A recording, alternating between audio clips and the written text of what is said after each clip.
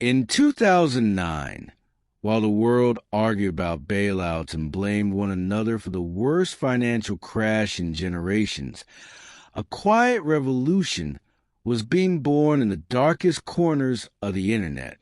No headlines announced it. No governments approved it. No banks understood it. And almost nobody believed in it. Almost. A man the world would never know. Daniel Mercer was invisible to history. He lived in a cramped apartment with peeling paint and a window that refused to close properly during winter. His furniture was secondhand. His meals were simple. His life was quiet.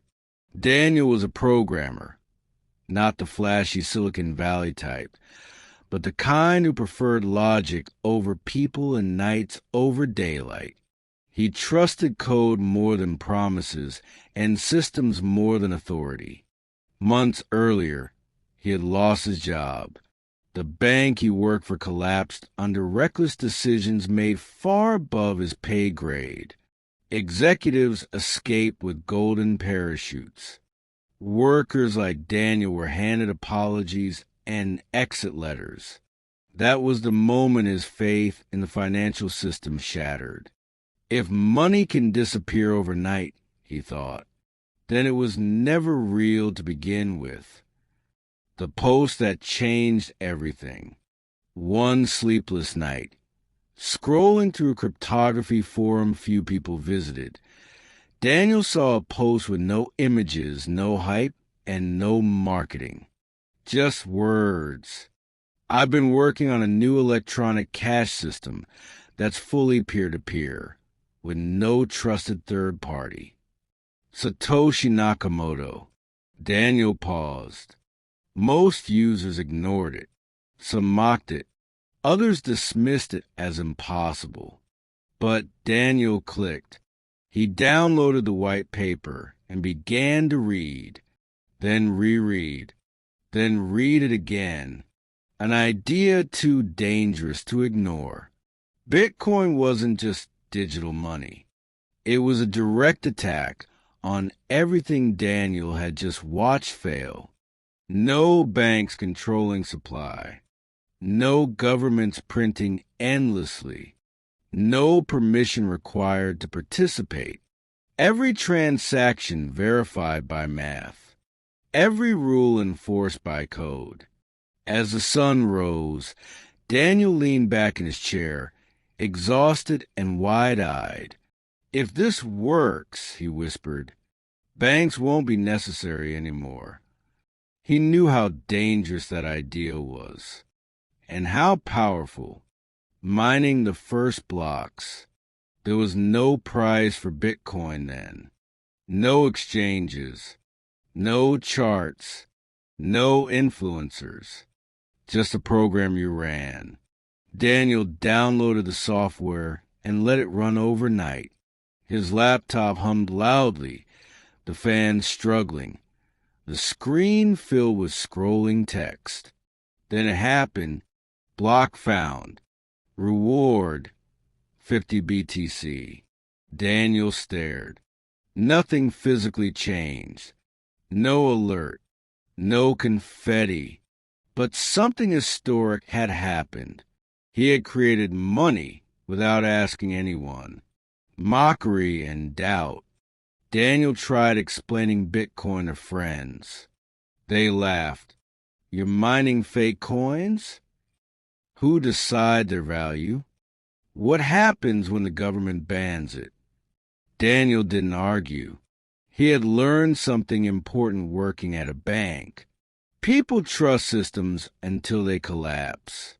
The question that mattered. Weeks passed. Bitcoin existed, but only in theory. Then someone on the forum made a simple post.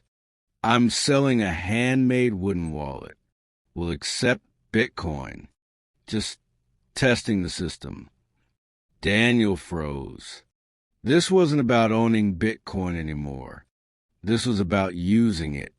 If Bitcoin could buy something, anything, then it wasn't imaginary. It was real. The first transaction. The seller asked for 10 BTC. Daniel hesitated.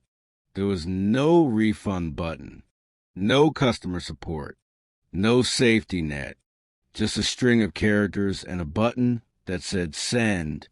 His finger hovered. Then he clicked. The transaction broadcast to the network. Minutes passed. Confirmed. Just like that, history changed. The first real Bitcoin purchase had happened. No bank approval, no paperwork, no intermediary. Just two strangers and trustless code. A package with no idea of its worth.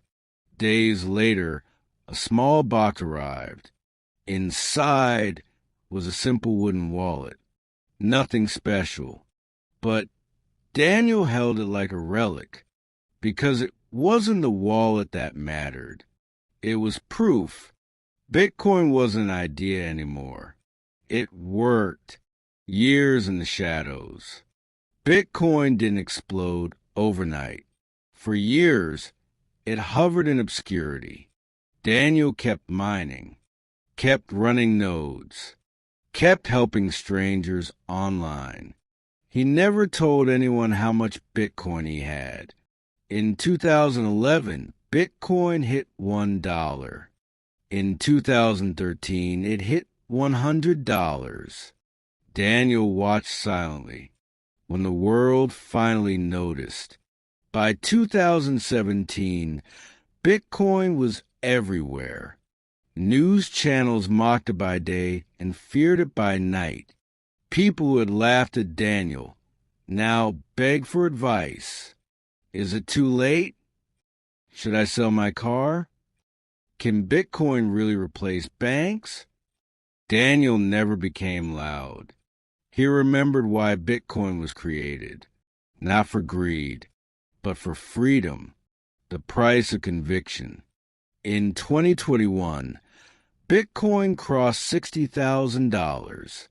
Stories emerged of lost wallets and forgotten pioneers. Journalists searched for first believers. Daniel stayed anonymous because the truth was heavier than money. Being early isn't about timing. It's about conviction. A legacy written in code. No statue honors Daniel Mercer. No book records his name. But every time Bitcoin moves, without borders, without permission, without trust, his decision echoes. One man, one belief, one transaction, and somewhere in a quiet room, a simple wooden wallet still rests on a shelf. A reminder that revolutions don't always begin with violence. Sometimes they begin with code.